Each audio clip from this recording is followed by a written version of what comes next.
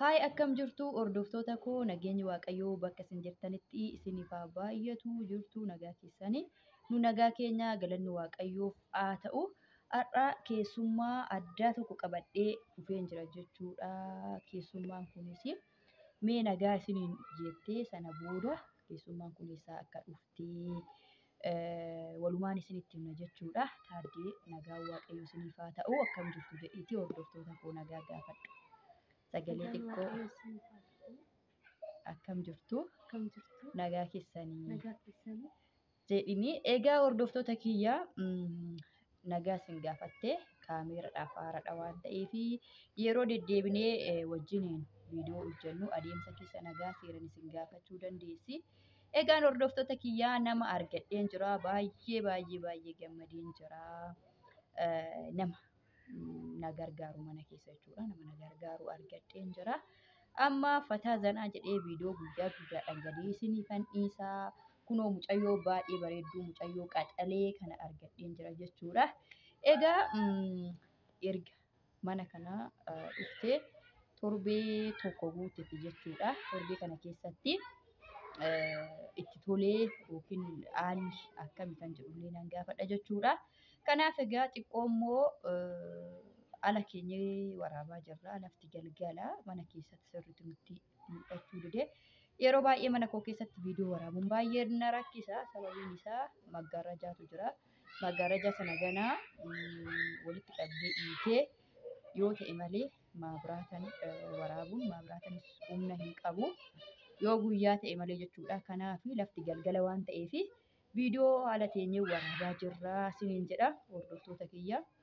Kanaaf egaa taaddee manni kun amma mana kana dhufte jechuudha. Torbee tokko guuttetta.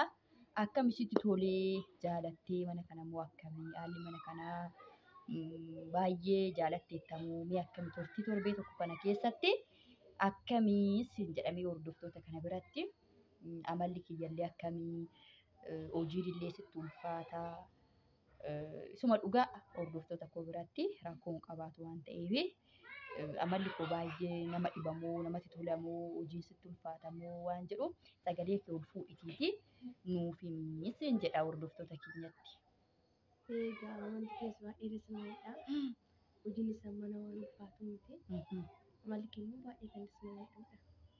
Si galatoome yaa gara fuula duraatti egaa akkuma ishiin jette hordoftoota kiyyaa hojiinis dhugaa dubbachuudhaaf hojiin mana kana keessatti namoonni waan hin jirreefi mana daa'imaa yoo ta'e akkasumallee mana namni itti baay'atu hojiin hin baay'ata jechuudha. Mana kana hojiin hin baay'atu akkuma ishiin jette waan nama cinqu hin qabu jechuudha. Yaa ganama kaatee qursii nyaachuun waanuma jiru waanuma qursii hin hojjetti misaa irbaata kanaan irratti wanti ishiin hojjettu hin jiru jechuun miti hiree taadde wanti ishiin hojjettu hin jiru. Anis immoo yeroo tokko manuma hin jira waan ta'eef nan gargaara yeroo biizii taane nan gargaara. Yuutuubii kanallee kunoo kana booda waliin hojjannaa fataa zanaa jennee waliin hojjannaa isiniin jedha isin jala badeen ture jechuudha. Itoophiyaa keessatti haala tokko mijeeffachuun xiqqoo numa namatti cima jechuudha. Kanaaf jecha viidiyoo tokko immoo yeroo yeroo hojjechuun baay'ee namatti cima.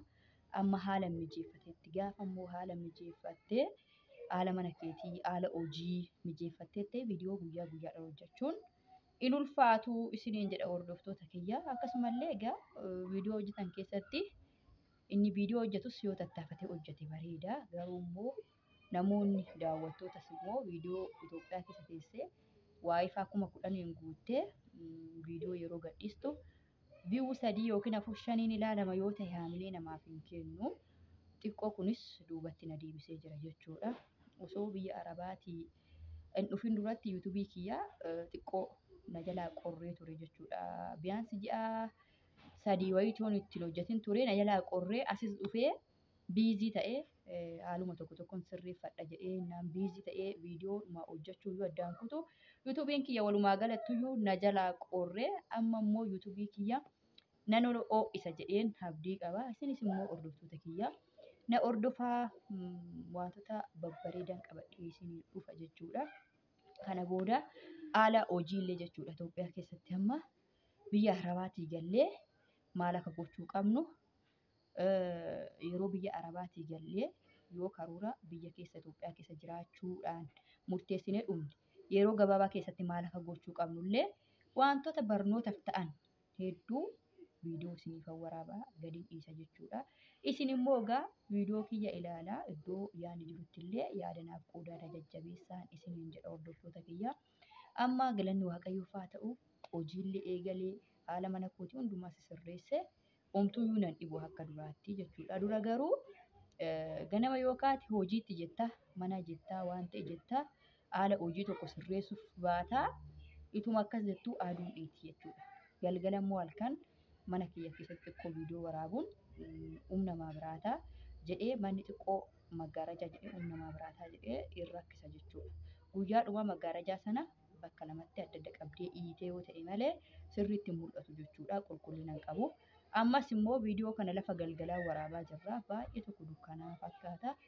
Obsumaan viidiyoo kana ilaalaan isiniin jedha na jajjabeessaa isiniin jedha. Kabiraa immoo namoonni magaalaa Walisoo fi naannawaa ishee jirtan magaalaa Walisoo sabbata Diilallaa keessattuu Diilallaa sabbata Walisoo aga tajiitti jechuudha.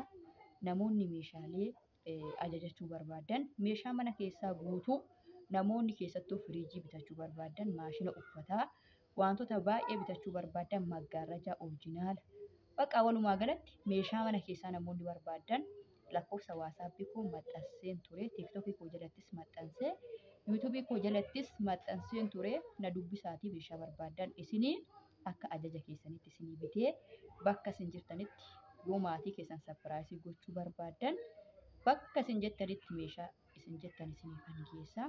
Namoonni tokko tokko viidiyoo mangadhiisee jalatti waa'ee maashina uffataa na gaafattanii turtan jechuudha. Waa'ee firiijii na gaafattanii turtanii garuu firiijiin aynata qaba, darajaa qaba, maashinni uffataa aynata qaba, darajaa qaba. Wannummaan hundi maaliif biradistii hin taane maaf cirfaa hin taane wanti isin bitattan sun darajaa fi aynata qaba jechuudha. An fakkeenyaaf firiijii ani bitadhe akka firiijii keetii aynata firiijii keetii darajaa isaatiin naabti yoo jettan akkasitti malee firiijii ta'eef firiijii miti maashina uffataa ta'eef maashina uffataa miti kan qannasu jira kan dabalutu jira. Kanaaf egaa haala hundumaa waan isin na ajajjan akka na ajajjatanitti bakka isin na ajajjattan geessuu nan danda'a naa bilbilaa isiniin jedha. Egaa viidiyoon irraa kanuma fakkaata xiqqoo aduun dhiyee jira waan ta'eef viidiyoo biraatiin akka walitti deebinutti nagaa Waaqayyoo isin waliin haa ta'u baay'ee isin jaalladha isin kabajna fayyaa nagaa naaf qabaadha.